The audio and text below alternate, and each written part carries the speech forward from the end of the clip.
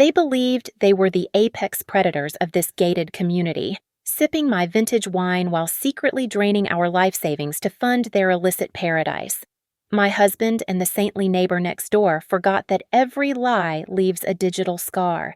Tonight, surrounded by the elite, I am not the victim they think I am. With one single click, I will turn their secret heaven into a very public hell. My name is Ilara. At 36 years old, I preferred the quiet honesty of soil and roots to the performative socializing of Oakhaven. But as the wife of a rising real estate mogul, I had a role to play. I adjusted the strap of my modest sundress and surveyed the backyard. The summer barbecue was in full swing, smoke from the grill curled into the late afternoon sky, mingling with the scent of expensive perfume and the clinking of crystal glasses.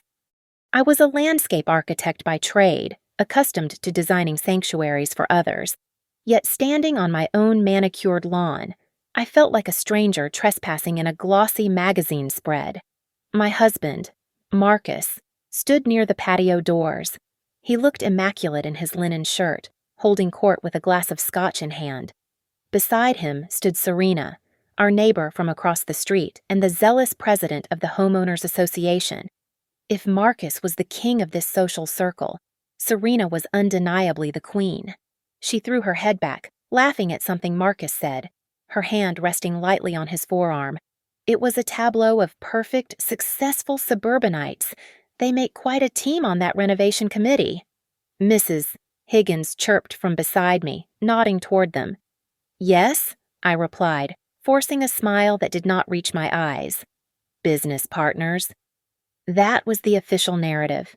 Marcus and Serena were spearheading the neighborhood revitalization project. It justified the late meetings and the constant texts. I watched as Serena leaned in to whisper something to him. Marcus did not pull away. Instead, he leaned into her space, his hand grazing the small of her back as he guided her toward the bar. It was a gesture of familiarity that felt heavy, almost possessive. I looked down at my drink, swirling the melting ice. We had been married for 12 years, 12 years of building a life, a home, a family. I told myself I was being paranoid. I told myself that successful people were naturally tactile and charismatic. Serena spotted me and glided over, her smile bright and predatory. Ilara, darling, she exclaimed, grabbing my hands. This party is exquisite. You really must tell me your secret for the marinade. Marcus was just telling me how hard he has been working to provide all this for you. He is such a devoted provider. He works hard. I said simply, he worries so much about you. Serena lowered her voice, feigning intimacy. He told me about the cash flow issues at Apex Horizon. It must be so stressful for you. My stomach tightened. Marcus had told me just last night that we needed to be careful. Ilara, he had said, pacing our bedroom. The market is shifting. We need to cut back expenses. No vacations, no large purchases. Just until the liquidity improves. I had nodded, ready to support him, ready to sacrifice. I looked at Serena now, wondering why she knew the intricate details of our financial struggle. As she raised her glass to take a sip, the sunlight caught something on her wrist. My breath hitched. It was a delicate tennis bracelet, encrusted with diamonds in a unique vintage setting. It was my bracelet, the one I had lost a month ago. I had torn the house apart looking for it. That bracelet, I stammered, pointing a trembling finger. It looks exactly like the one I lost. Serena did not flinch. She stroked the jewelry with a fond expression. Oh, isn't it stunning David sent it to me from his business trip in London? He felt guilty for missing the summer solstice party. So, well, he splurged. But the clasp.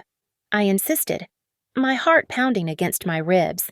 Mine had a small scratch near the safety latch. Serena laughed, a sound like breaking glass. Ilara, sweetie, these designs are mass-produced. I assure you, David bought this fresh from the boutique. You really seem stressed. Maybe you should sit down. She patted my cheek, a gesture that felt more like a slap, and turned back to the crowd. I stood frozen. I knew that bracelet. I knew my husband. And I knew Serena's husband, David, had been in Tokyo for 3 weeks, not London. The sun began to set, casting long, distorted shadows across the lawn. The guests eventually filtered out, leaving behind stained napkins and empty bottles. I cleaned the kitchen in silence, the rhythmic sound of the dishwasher offering the only comfort. Marcus sat in the living room, the lights dimmed. He was not helping me. He was hunched over his phone, his face illuminated by the blue glow of the screen. "Marcus," I called out softly. He didn't answer. His thumbs moved rapidly across the glass.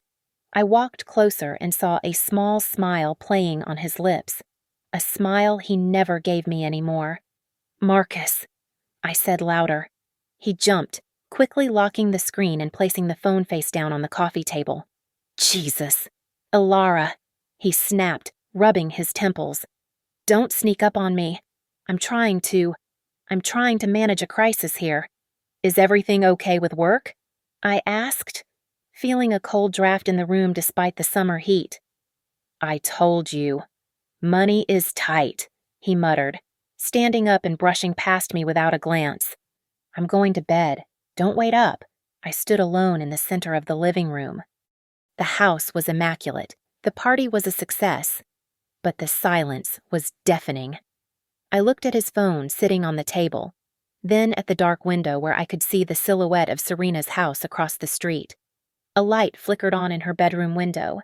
A second later, Marcus's phone buzzed on the table. I was the architect of this garden, but I suddenly realized the weeds had been choking the life out of everything I loved, right under my nose, and I had been too busy trusting the soil to notice the poison. The morning light filtered through the blinds of the home office, casting striped shadows across the mahogany desk. I needed to access the central family server to retrieve a topography blueprint from 3 years ago, a design that would solve a drainage issue for my current client. I sat down in Marcus's leather chair, which still smelled faintly of his cologne and stale scotch, and typed in our usual password. The screen shook. Access denied. I frowned and tried again. Access denied. I remembered Marcus mentioning something about a security overhaul last week. I had IT upgrade the firewall. He had told me, not looking up from his dinner. Changed the admin codes. It is for our protection. Ilara. Hackers are getting smarter. He had never given me the new password. I stared at the blinking cursor. Marcus liked to project an image of complex sophistication, but at his core, he was a creature of habit. He was lazy. I typed in Lily 2015, the name and birth year of our daughter. The screen unlocked instantly. I navigated through the familiar file tree, looking for the folder labeled Archives. My mouse hovered over a directory I had never seen before. It was hidden deep within the system files, flagged as system data, but the title gave it away, Project Paradise. My heart gave a little flutter. Was this the surprise he had been hinting at? A vacation home? A new venture that would solve our cash flow problems. I clicked the folder open, expecting CAD drawings or budget proposals. Instead, hundreds of thumbnails flooded the screen. I opened the first one. It was not a building, it was a selfie. Marcus and Serena, their faces pressed together, grinning against a backdrop of snow-capped mountains. The timestamp was from last February, the weekend Marcus told me he was at a regional conference in Denver. I clicked the next, Serena in a bikini on a boat, holding a glass of champagne, with Marcus's hand resting possessively on her thigh. Cabo. He had said it was a site inspection for a coastal resort. My breath caught in my throat, a sharp, physical pain. I clicked through them faster, a slideshow of betrayal, dinners, hotel rooms, intimate moments that belonged to a husband and wife, stolen and reenacted with the woman who borrowed my sugar and waved at my children. Then I saw the Excel file. Financial plan, final. I opened it, and the numbers screamed at me. It was a ledger of systematic theft. There were transfers of $5,000, $10,000, even $20,000, all siphoned from our joint savings, the children's college funds, and the equity line of credit. The destination was a single entity, Serenity Holdings. Serenity, I whispered, the name tasting like bile. Serena. They were not just having an affair. They were building a war chest. I scrolled down to a document titled Chat Log Sync. It was a backup of their encrypted messages. My eyes scanned the text, and I felt the room tilt. She is such a bore. Marcus had written on May 4th. I tried to talk to her about the vision for the new company, and she just started talking about soil pH levels. I need a woman with ambition. Babe, not a gardener. Be patient, darling, Serena had replied. Just a few more months. Keep the old hag happy until the transfers clear. She is a walking ATM. Remember, we need that inheritance from her aunt before we cut the cord. I know, I hate touching her. It makes my skin crawl. I gagged. A wave of nausea rolled over me, violent and sudden. I pushed the chair back and clamped a hand over my mouth, fighting the urge to vomit right on the expensive rug. My entire world, 12 years of marriage, the home we built, the children we raised. It was all a joke. I was a joke. I was an ATM. I was an old hag. The tears did not come. I waited for the sobbing, for the hysteria, but they did not arrive. Instead, a cold numbness spread from my chest to my fingertips. The shaking in my hands stopped. The nausea receded, replaced by a clarity so sharp it felt like a blade. I looked at the blue light of the monitor. If I confronted him now, he would deny it. He would hide the money. He would gaslight me until I believed I was crazy. No, I said to the empty room. No, not this time. I reached into my bag and pulled out my external hard drive. My hands were steady as I plugged it into the USB port. I selected the Project Paradise folder. I selected the chat logs. I selected the bank transfers. Copy, paste. The progress bar moved agonizingly slow. 2%, 10%, 50%. While the files transferred, I opened the final document in the folder. A timeline of events. The final entry was highlighted in bold, red. Launch date. September 12th. I stared at the date. September 12th. That was our wedding anniversary. They were not just planning to leave. They were planning to disappear on the very day I had vowed to love him forever. They were going to leave me bankrupt and broken as a celebratory toast to their new life. The transfer reached 100%. I ejected the drive and slipped it into my pocket. It felt heavy, like a loaded gun. I closed the windows, cleared the recent history, and shut down the computer. The screen went black, reflecting my face. I did not look like a victim. I looked like a woman who had just woken up from a long, suffocating dream. The humiliation hit me in the checkout line of the local grocery store. It was a mundane Tuesday, and the conveyor belt was loaded with milk, bread, and cereal for the twins. I swiped my card, expecting the familiar beep of approval. Instead, a harsh buzzer sounded. The cashier, a teenager popping gum, looked at me with bored pity. It says, declined. She said loud enough for the 3 people behind me to hear. That can't be right. I stammered, my cheeks burning. Please, try it again. There must be a mistake. She swiped it again. The same harsh buzz. Insufficient funds. Ma'am, do you have another form of payment? I had to leave the cart there, walking out of the store with my head down, feeling the heavy gaze of my neighbors burning into my back. I drove home with gripping hands on the steering wheel, fighting back tears. As soon as I walked through the door, I rushed to the laptop. I needed to check the twins' college savings accounts. We had been contributing to them for 8 years. I logged in. My breath stopped. The balance was $0.00. No, I whispered. refreshing the page. No, please, God, no. The front door slammed open. Marcus stormed in, tossing his briefcase onto the sofa. He looked at me, not with concern, but with disdain. I just got an alert from the bank, he shouted, loosening his tie. You tried to overdraw the account again. Do you have any idea how hard I am working to keep this family afloat? The college funds? I said, my voice trembling. Marcus, the accounts are empty. Where is the money? I moved it, he yelled, getting right in my face. I had to invest it to save the company. If Apex goes under, we lose everything. You are so selfish, Alara. Always thinking about your little safety net while I am out there fighting a war. But the grocery money, I cried. I couldn't even buy milk for the kids. It was humiliating. Then stop spending money we don't have. He roared. Learn to budget. You are useless with finances. Ilara. Absolutely useless. An hour later, the doorbell rang. It was Serena. She stood on the porch holding a paper bag, wearing a look of rehearsed concern. Ilara.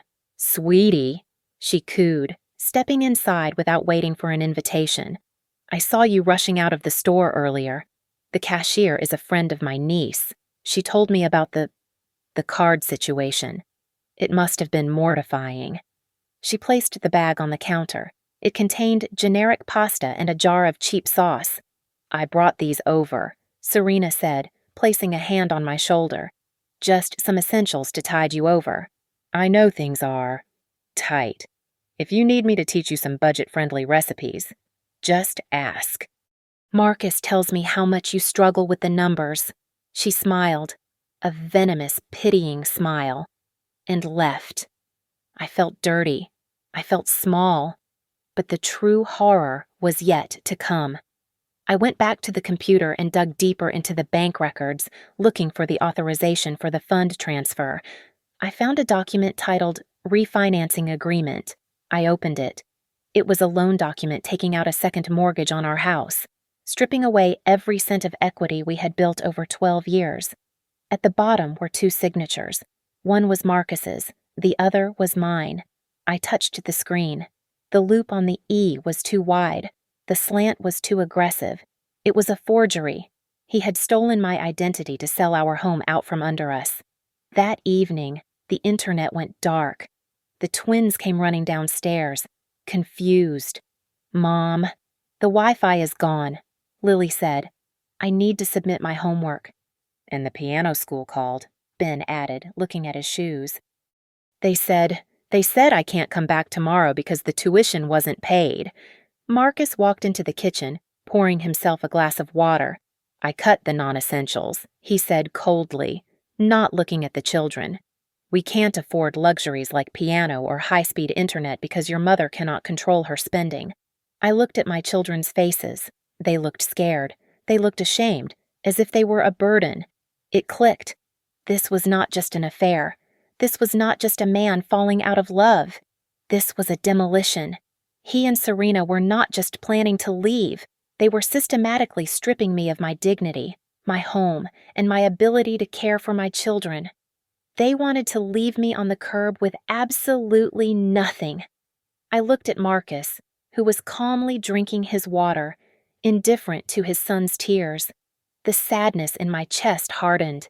It crystallized into something cold and sharp. I stopped crying. I stopped trembling. It's okay. Kids, I said, my voice steady and low. Go upstairs. I will fix this. I watched Marcus walk away, smug in his victory. He thought he had broken me. He had no idea that he had just forged the weapon that would end him.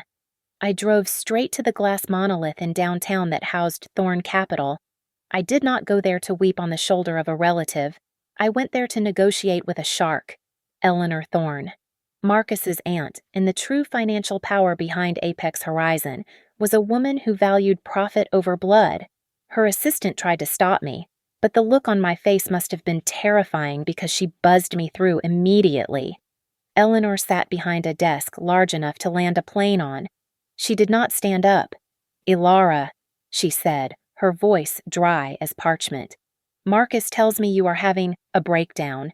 He says you are spending money like a drunken sailor." I walked forward and placed the hard drive on her pristine desk. I did not sit down. "I am not here to discuss my marriage, Eleanor," I said, keeping my voice devoid of emotion. "I am here as a whistleblower. I have evidence that the CEO of Apex Horizon is embezzling company funds to finance a shell corporation." Eleanor raised a perfectly sculpted eyebrow. She plugged the drive in without a word. I watched her eyes scan the Excel sheets I had copied. I watched as she opened the folder containing the receipts for Serena's consulting fees, which were actually payments for five-star hotels and diamond jewelry. Her face hardened. The temperature in the room seemed to drop 10 degrees. "He took $200,000 from the operational budget," she whispered, her hand tightening around her mouse. "He told me that money was for the structural reinforcement of the Riverdale project. It was for a yacht rental in Cabo," I corrected her. "And the consultant is Serena, the neighbor across the street." Eleanor let out a breath that sounded like a hiss. "He is lobbying me to sign over the family trust fund control to him at the end of the month. He stood right there, right where you are standing, and told me he had tripled our liquidity." She pressed a button on her intercom. "Send Harrison in." Now. Harrison was her personal attorney, a man with eyes like flint. He listened to my story and reviewed the forged mortgage documents. "This is fraud, plain and simple," Harrison said, looking at Eleanor. "But if we arrest him now, the scandal could hurt the stock price. We need to be surgical. I want him destroyed," Eleanor said, her voice trembling with a cold, focused rage. "He thinks I am a senile old woman he can steal from. I want him left with nothing. Absolutely nothing." Harrison turned to me. "We need a confession on the forgery. If he admits he signed your name, we have him on identity theft and fraud. It validates the prenuptial clauses about criminal conduct. You need to go back there and play the part. Ilara, make him feel powerful. Make him feel safe." "I can do that," I said. I drove home and walked into the house with my shoulders slumped. Marcus was in the kitchen, eating a steak he had grilled for himself. "Oh, look who decided to come back," he sneered. "Did you go crying to your mother?" "She can't help you, Ilara." "Nobody can." I looked at the floor, forcing a tremor into my hands. "I'm sorry, Marcus. I just got scared. The bank called about the house, and I didn't know what to say." He chewed his meat, watching me with satisfaction. "I handled the bank. I told you, I had to sign the papers because you weren't available. It was an emergency. You trust me, don't you?" I trust you," I whispered. "I know you did it for us." He smirked. "Good. Now go iron my shirt for tomorrow. I have a big meeting with Aunt Eleanor." I went upstairs, my heart pounding not with fear but with adrenaline. My phone buzzed. It was a notification from the neighborhood ladies' group chat. Serena had posted a photo of a new designer handbag. So grateful for good friends and new beginnings. She had captioned it, "Some people just don't know how to keep their house in order. Poor Ilara. Maybe she needs a job cleaning my pool." 3 of her friends had reacted with laughing emojis. I stared at the screen. The old Ilara would have cried. The new Ilara, the one who had just shaken hands with the devil to kill a demon, simply pressed the like button. It was the digital equivalent of a smile before the slaughter. The air in the house had changed. It was no longer the heavy atmosphere of a failing marriage. It was the charged, static electricity of a battlefield before the first shot is fired. Marcus came home on Wednesday evening with a bottle of Dom Perignon, his face flushed with the kind of arrogance that usually precedes a fall. "Get a glass. Ilara," he commanded, tossing his keys onto the counter. "Aunt Eleanor is hosting a winter gala at the estate. She is finally making the announcement. I am taking over the trust. The kingdom is mine. That is..." Wonderful news, I said, forcing my voice to sound small and impressed. It is about time. He scoffed. She is old. She knows Apex needs fresh blood. The next morning, I woke up to the sound of heavy machinery. I looked out the window to see 3 men in high-visibility vests walking around my rose garden with surveying equipment. I ran outside, my robe wrapped tight around me. "Excuse me," I called out. "What are you doing? This is private property."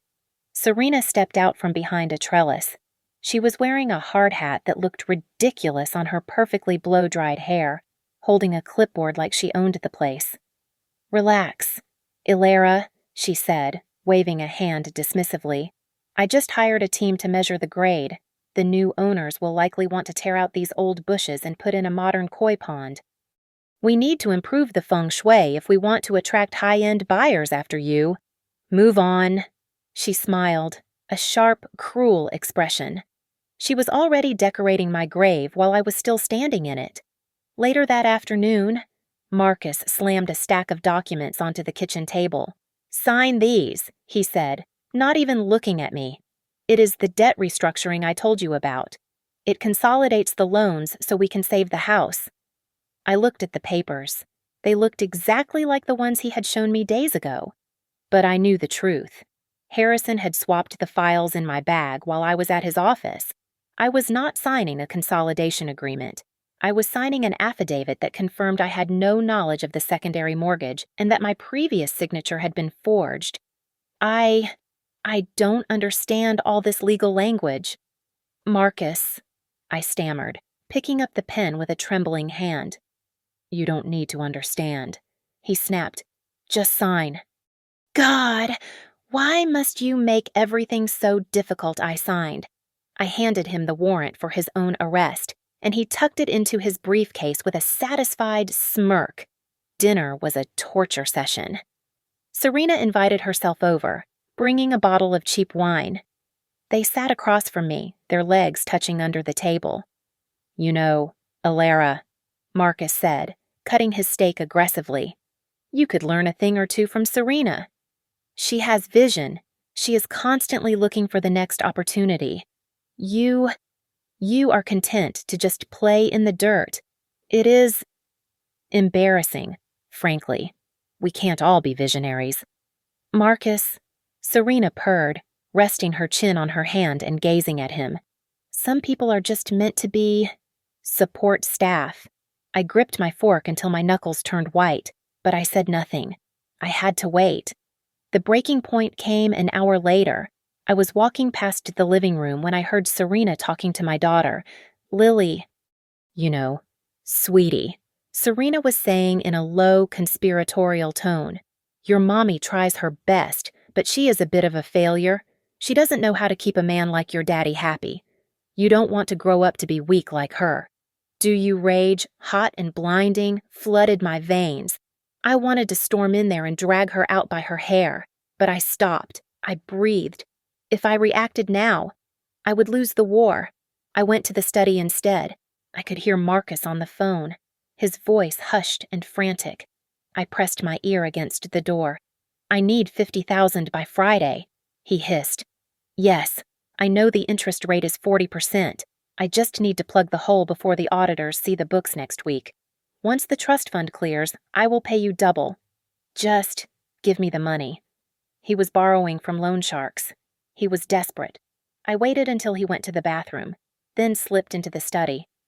I climbed onto a chair and tucked a tiny, high-definition camera behind the volumes of encyclopedias on the top shelf, angling it directly at his desk.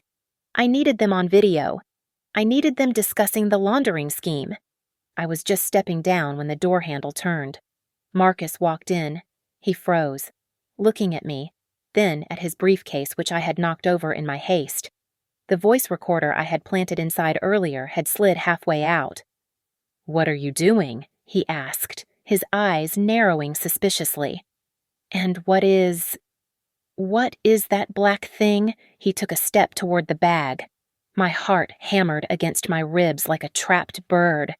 If he checked the recorder, he would hear his earlier conversation. He would know everything. I had 1 second to act. Marcus, I gasped, bringing a hand to my forehead. I don't feel well. I let my knees buckle and collapsed onto the floor, knocking a stack of books over with a loud crash.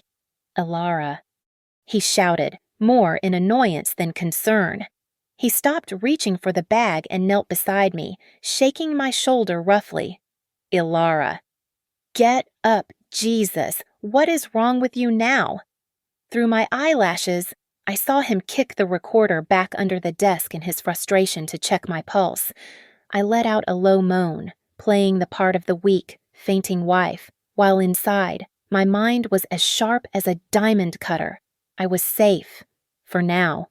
The winter sky was a bruised purple, heavy with unfallen snow. As we drove toward the Thorne estate, by the time we arrived, the flakes had begun to descend, blanketing the manicured grounds in a layer of silence that felt less like peace and more like a shroud. The mansion loomed ahead, its windows glowing like golden eyes in the dark, promising warmth but delivering only judgment. Before we left the house, Marcus had tossed a garment bag onto the bed. It contained a shapeless charcoal gray dress I had worn to a funeral 3 years ago. Wear this, he had instructed, adjusting his silk tie in the mirror. It is modest. You are there to support me. Elara, not to draw attention. Serena will be handling the public relations side of things tonight. I had held the dress up, feeling the cheap fabric between my fingers. It smells like mothballs, Marcus. Then perfume it, he had snapped. Just try not to look like a disaster for one night. Aunt Eleanor is handing me the keys to the kingdom. Do not embarrass me. I wore the gray dress in the car, but tucked deep beneath the passenger seat, hidden inside a nondescript gym bag, was my armor. It was a white tuxedo suit, sharp, tailored, and impeccably cut. I had bought it with the cash I got from selling my grandmother's vintage earrings, the only asset Marcus hadn't been able to steal. When we pulled up to the valet, Serena was already there. She emerged from her car like a wound opening, wearing a scarlet gown that clung to every curve. It was strapless, aggressive, and undeniably expensive. Marcus, she squealed, ignoring me completely to kiss my husband on the cheek. Doesn't this snow just make everything look magical? It is like the world is refreshing itself just for us. You look breathtaking, Serena, Marcus said, his voice dropping an octave. He glanced at me, his lip curling slightly. Elara, stay behind us.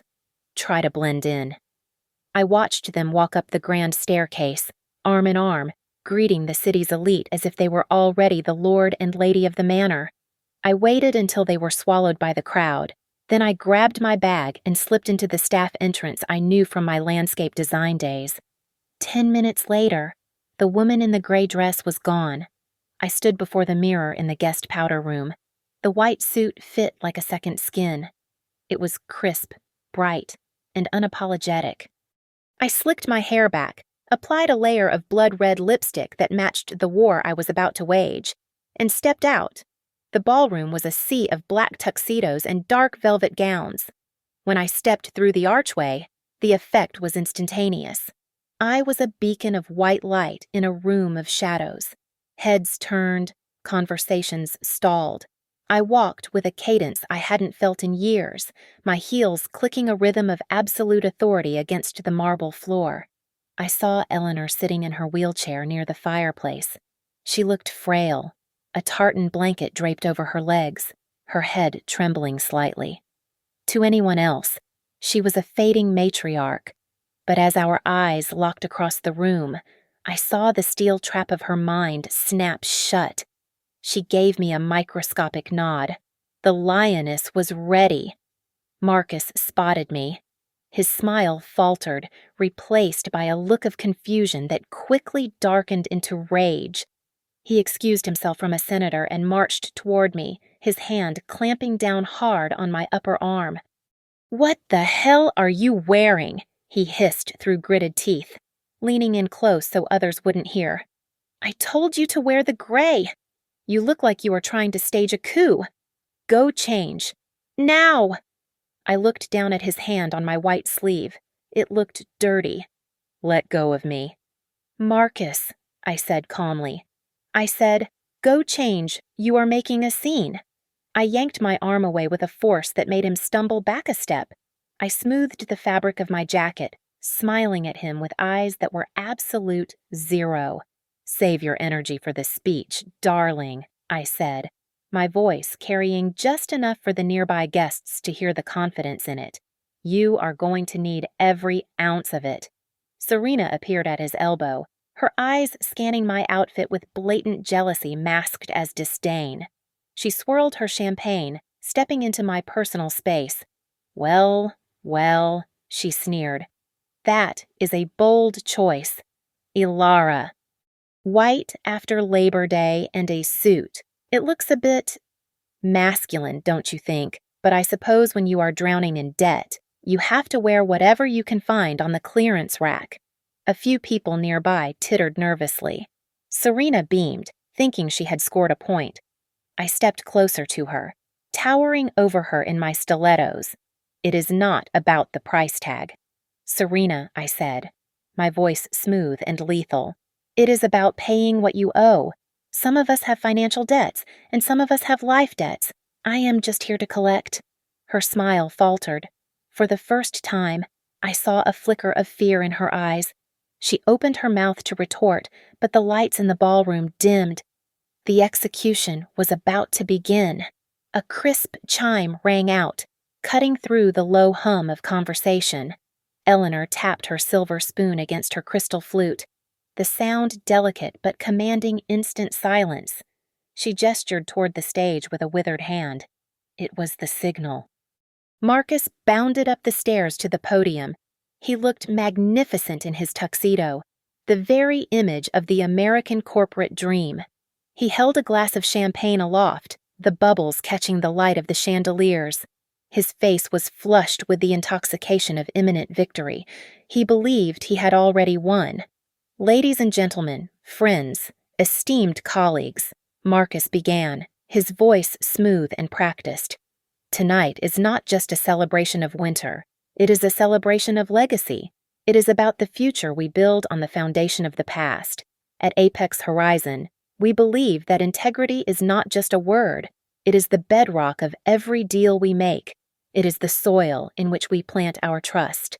I stood in the shadows near the audio-visual booth, my arms crossed over my white suit. I watched Serena standing in the front row, gazing up at him with adoring eyes, her red dress blazing like a warning flare. She looked like she was ready to ascend a throne. I want to thank my beautiful wife, Ilara, for her quiet support, Marcus continued, offering a benevolent nod in the wrong direction. And I want to promise my Aunt Eleanor that her life's work is safe in my hands. I will guard it with the same honesty that has guided my entire career. Just a moment, Marcus. Eleanor's voice cut through the air, amplified by a microphone she had hidden in her lap. Marcus faltered, his smile twitching. Aunt Eleanor, before we toast to your integrity, she said, the word dripping with irony. I have prepared a special visual presentation, a retrospective of your recent hard work. I think it is important for everyone to see exactly what you have been building. She nodded to the tech booth. The technician, a man employed by Harrison, stepped aside. I stepped forward. My hand hovered over the enter key of the control laptop. This was it. The culmination of the sleepless nights, the humiliation, the theft. I pressed the key. One click. The massive projection screen descended behind Marcus. The room dimmed. The guests turned their faces upward, expecting a montage of buildings and handshakes. Instead, the screen flickered blue. It was not a video. It was a live mirror of a computer desktop. Marcus's desktop. A collective gasp rippled through the room as a folder named Project Paradise opened. What is this? Marcus stammered, turning around to look at the screen.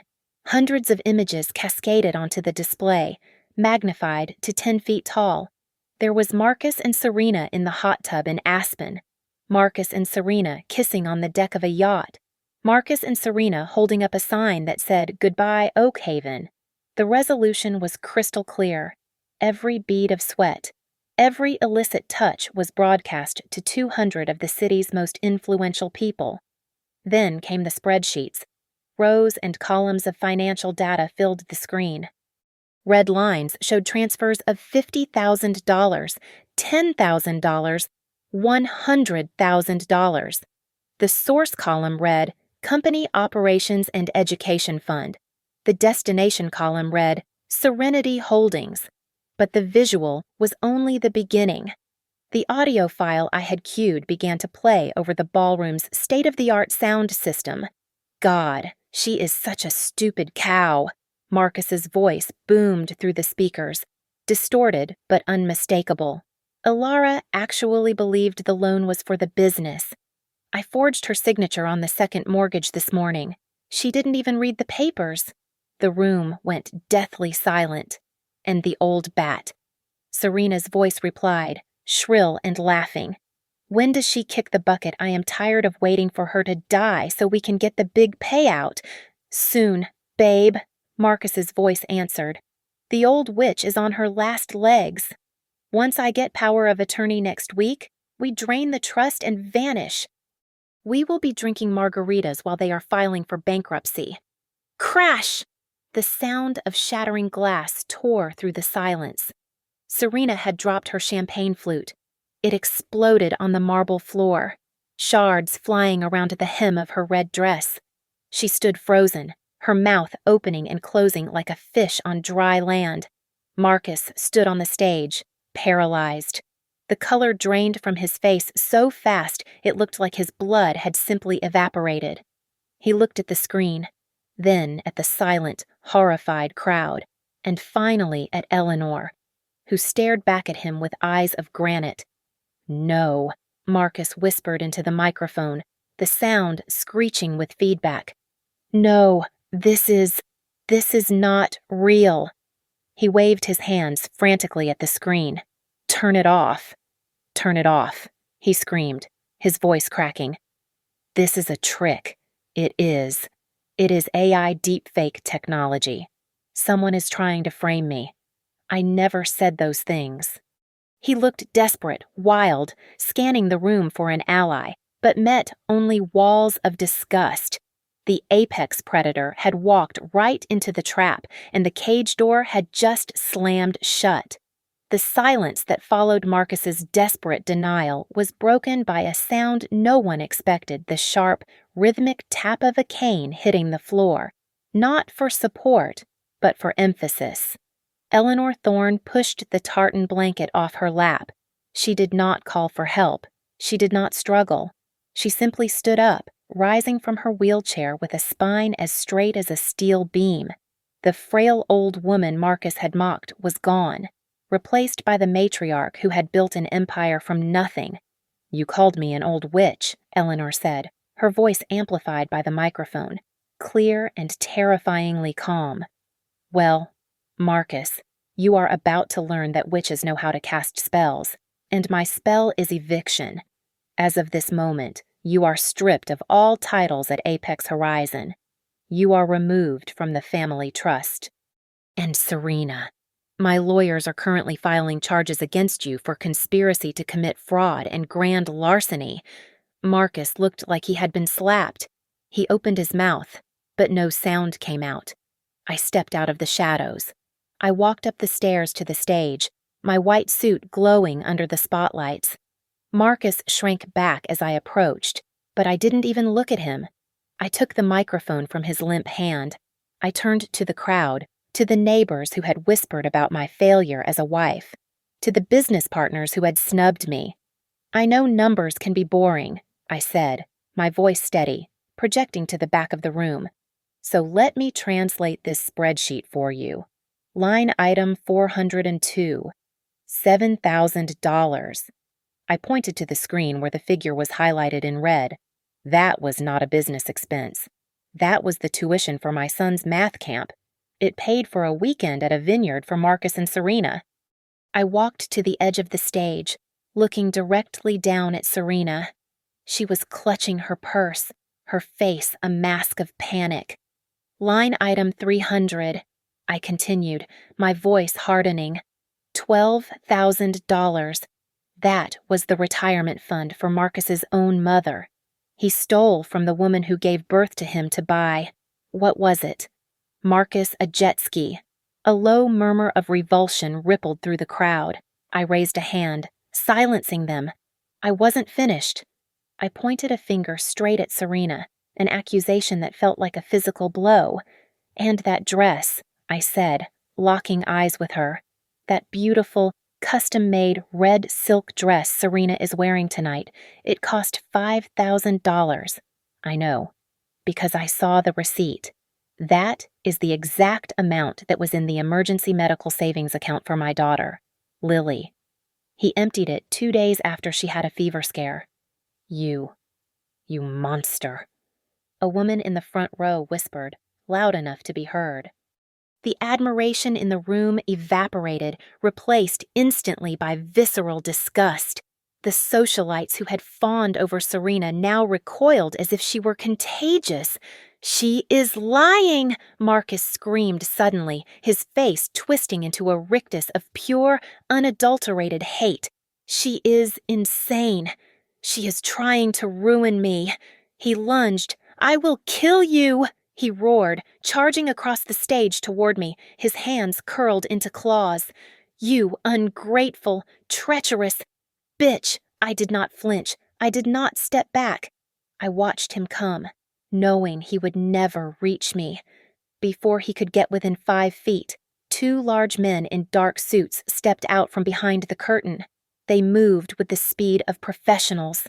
One grabbed Marcus's arm, twisting it behind his back, while the other kicked his legs out from under him. Marcus hit the marble floor with a sickening thud. The breath left his lungs in a wheeze. Get off me! He shrieked, struggling against the weight of the guards, his face pressed against the cold stone. Do you know who I am? I am the CEO, not anymore. Sir, one of the guards said calmly, tightening his grip. Down on the floor. Serena saw the tide turn. She spun around, hiking up her stolen dress, and tried to sprint toward the exit doors. She didn't make it 10 feet. A wall of women blocked her path. It was the Homeowners Association board, led by Mrs. Higgins. They didn't look like friendly neighbors anymore. They looked like creditors. Going somewhere. Serena, Mrs. Higgins asked, crossing her arms. We have some questions about the Neighborhood Beautification Fund. The accounts seem to be missing quite a bit of cash. Let me pass, Serena cried, tears streaming down her face, ruining her makeup. I didn't do it. It was him he made me. He made me take it. I stood on the stage, looking down at the chaos. I looked at Marcus, pinned to the floor, spit flying from his mouth as he cursed my name. I waited for the heartbreak. I waited for the lingering love or even the burning hate I had felt for weeks. But there was nothing. I looked at him and saw only a stranger, a small, pathetic man who had sold his family for a fantasy that never existed. I felt a profound, hollow sense of pity, not for him, but for the years I had wasted thinking he was a king, when all along he was just a jester in a stolen crown. The heavy oak doors of the ballroom swung open with a resounding boom, but it was not late arrivals joining the party. It was the Economic Crimes Unit. Harrison stepped forward from the side of the stage, checking his watch with surgical precision, and nodded to the lead officer. They moved through the stunned crowd like a knife through water, heading straight for the stage where Marcus was still being held down by security. Marcus Thorne, the officer said, hauling him to his feet and slamming metal cuffs onto his wrists. You are under arrest for corporate embezzlement, wire fraud, and the forgery of financial documents. Marcus struggled, his face a mask of sweaty desperation. The confident tycoon was gone, replaced by a cornered animal. Call my lawyer, he shouted, spitting the words out. This is a misunderstanding. I have resources. I have money in Zurich. You can't touch me. I stepped closer, holding up his phone, which had slid across the stage during the scuffle. The screen was still glowing with the login page for the venue's network. Actually, you don't, I said softly, my voice cutting through his panic. Do you remember the one click I mentioned earlier? He stared at me, his eyes wide and bloodshot. You see, Marcus, I continued, I knew you couldn't resist connecting to the free Wi-Fi here to check your escape route. What you didn't know is that I reconfigured the network with a little help from the IT department. The moment your device shook hands with the server, it executed a pre-written command, a repatriation protocol. What? What are you talking about? He wheezed. I drained it, I said, my voice devoid of pity. The Swiss account, the Cayman Shell Company. It has all been reversed. Every single penny you stole has just been wired back to the Thorne Family Trust and the children's accounts. You are not just going to prison, Marcus. You are going to prison, broke. A guttural sound escaped his throat, a noise of pure defeat. He slumped in the officer's grip, his legs giving way as the reality of his poverty hit him harder than the handcuffs. To my left, the officers were apprehending Serena. She was no longer the poised queen of Oakhaven. Her mascara ran down her cheeks in black rivulets, staining the red silk dress she had stolen from my daughter's health. She kicked and screamed as they pulled her toward the exit. It was him, she shrieked, pointing a manicured finger at Marcus. He made me do it. I am a victim. He told me he was divorced. Marcus, tell them you lied to me. Marcus didn't even look at her. He was staring at the floor, his world dissolving into dust. Eleanor cleared her throat, drawing the room's attention back to the podium. The crowd quieted instantly. Trust, Eleanor said, her voice echoing off the high ceilings, is the currency of our business, and when it is broken, we must rebuild, effective immediately. The position of CEO for the Design and Landscape Division is no longer vacant. It will be filled by the only person in this room who understands the structural integrity required to build something that lasts. She turned her gaze to me. Alara, if you would accept the interim title. A wave of applause broke out.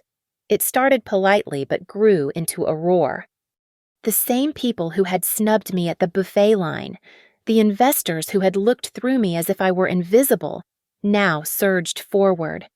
Alara, darling, a man who had previously ignored my handshake said, thrusting a business card at me with trembling fingers, I always said your work on the botanical gardens was genius. We must do lunch next week. Mrs. Thorne, another woman said, clutching my arm. The way you handled this, simply inspiring, a true leader. I took their cards, I shook their hands, but I felt nothing for their flattery. It was as hollow as their earlier disdain. Through the sea of black tuxedos, I saw the police escorting Marcus out. The heavy double doors opened, revealing the night outside.